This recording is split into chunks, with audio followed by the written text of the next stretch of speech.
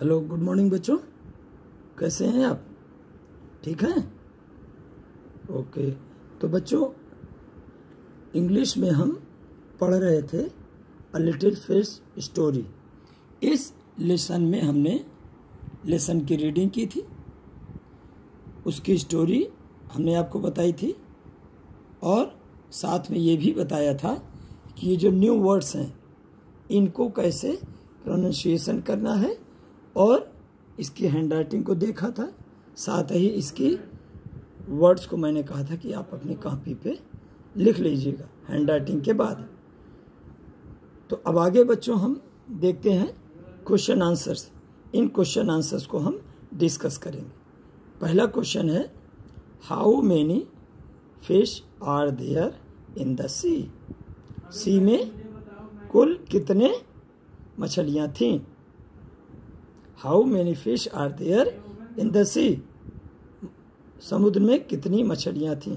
बच्चों, मैंने लेसन के स्टार्ट में ही पहले सेंटेंस बताया था, there are a great many million fish in the sea. इसी में है इसका आंसर। तो इसको हम चेंज करके क्वेश्चन की लैंग्वेज में बताएंगे। क्या है? देयर आर मेनी मिलियन, उसमें लिखा हुआ है many million fish in the sea. Answer क्या होगा? There are many million fish in the sea. Question 2 है बच्चों, why was the little fish unhappy?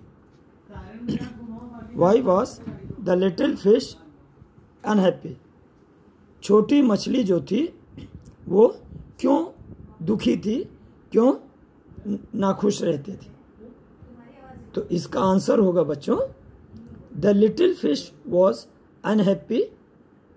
The little fish was unhappy because he was so very small. वो इसलिए दुखी थी क्योंकि वो बहुत छोटी थी। वो ऐसा सोचती थी कि वो बहुत छोटी है, इसलिए वो दुखी रहती थी। क्वेश्चन नंबर 3 बच्चों, what happened to the fish one day? एक दिन मछलियों का क्या हुआ? What happened to the fish one day? मछलियों का एक दिन क्या हुआ? तो बच्चों, मैंने बताया था कि अचानक एक दिन बिना किसी वार्निंग के स्टोरी जब सुनाई थी, बिना किसी वार्निंग के वो सभी जाल में फंस गई थी और जो छोटी मछली थी वो अपने छोटे साइज के कारण, अपने छोटे आकार के कारण वो बच के निकल गई थी। तो इसका आंसर थर्ड का क्वेश्चन आंसर जो है उसी में है। क्या?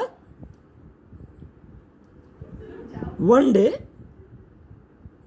The fish found themselves in the meshes of great net without warning.